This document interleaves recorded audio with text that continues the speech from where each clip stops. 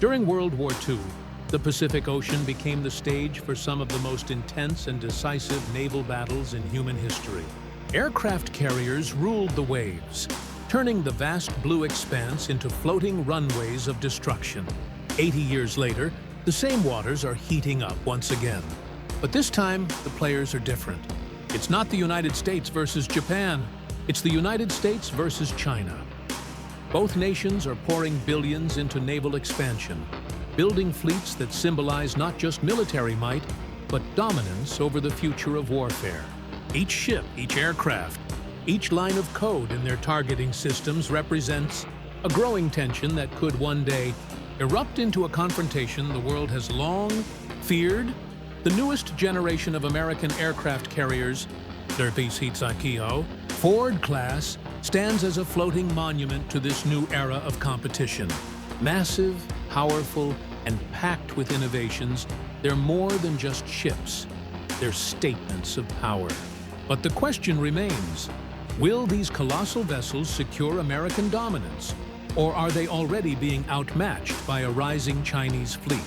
Let's uncover the truth behind the most advanced war machines ever built, and the new Cold War brewing across the Pacific.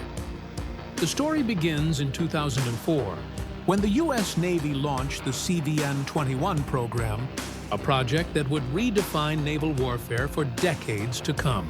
By 2009, construction began on the first of these next-generation vessels, the USS Gerald R. Ford, CVN-78. When it finally entered service in 2017, it wasn't just another ship. It was a revolution. From a distance, the Ford looks familiar, similar in shape to its predecessor, the legendary Nimitz class. But beneath that familiar silhouette lies over 20 years of research, engineering, and design breakthroughs. The cost of this revolution? A staggering 12.8 billion for the ship itself, plus another $4.7 billion for research and development. To put it simply, this is the most expensive warship ever built in human history. But every penny went into creating a vessel that's more powerful, more efficient, and more capable than anything that came before it. The USS Gerald R. Ford displaces over 100,000 tons, the same as an entire modern city block. It's over 2,100 feet long, nearly 256 feet wide, and stands more than 250 feet tall from keel to mast. To walk its decks is to stand on the edge of technological supremacy. This floating fortress carries up to 90 aircraft, aerial warriors that include the state-of-the-art F-35 Lightning II, the proven FA-18 Super Hornets, the E-2 Hawkeye early warning aircraft, EA-18G Growler electronic warfare planes, C-2 Greyhound transports, and even Sikorsky SH-60 Seahawk helicopters. But that's not all. The future is already taking shape aboard these super carriers.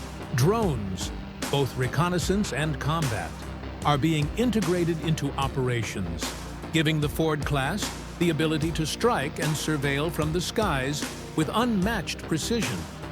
In the next decade, these carriers will also host sixth-generation fighters under the Navy's Next Generation Air Dominance (NGAD) program, working in tandem with loyal wingman drones known as Collaborative Combat Aircraft, CCA. In short, the Ford class isn't just a warship, it's the future of air and sea warfare combined. At the heart of the USS Gerald R. Ford are two brand-new A-1B nuclear reactors designed by Bechtel. These reactors produce 25% more power than the older A-4W units used in the Nimitz class. With a thermal output of 700 megawatts, they can power not only the ship but every futuristic system on board, from electromagnetic catapults to laser weapons still under development. These reactors will keep the Ford class running for nearly a century, until around 2110. That means a ship built today could still be patrolling the seas when our great-grandchildren are alive.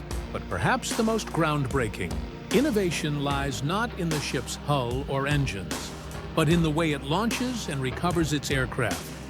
For decades, aircraft carriers relied on steam catapults to hurl aircraft into the sky. But steam is bulky, slow to generate, and hard on aircraft frames. Enter the Electromagnetic Aircraft Launch System, or EMALS, a linear induction motor that launches planes with magnetic energy instead of pressure. The result? Smoother launches, reduced wear on aircraft, and 25% more sorties per day. That means Ford can get more planes in the air, faster and more efficiently than any carrier before it. And when those aircraft return from battle, they're caught by another innovation, the Advanced Arresting Gear, AAG. Instead of using hydraulic cables, AAG relies on electromagnetic braking to gently, precisely stop aircraft of any size, even fragile unmanned drones. This makes the Ford class the first carrier in history fully ready for a drone-integrated future. Even the smallest details on the Ford class represent leaps forward in efficiency. Take the advanced weapons elevators, for example. There are 11 of them, each capable of lifting 24,000 pounds of weapons at speeds of 150 feet per minute. These elevators cut rearmament times dramatically, from hours to minutes. It wasn't easy. Technical issues delayed the elevators for years, forcing engineers to log thousands of hours of overtime. But today, they're fully operational, an engineering triumph that allows the Ford to stay battle-ready with lightning speed. The radar systems also tell a story of progress. Borrowed from the futuristic Zumwalt-class destroyers, the dual-band radar, DBR, combines two powerful systems, the X-band for precision tracking and the S-band for broad surveillance, into one integrated network. On newer ships, such as the upcoming USS John F. Kennedy, CVN-79, this system is being replaced by the more cost-effective Enterprise Air Surveillance Radar, EASR, saving taxpayers around $180 million per ship without sacrificing performance.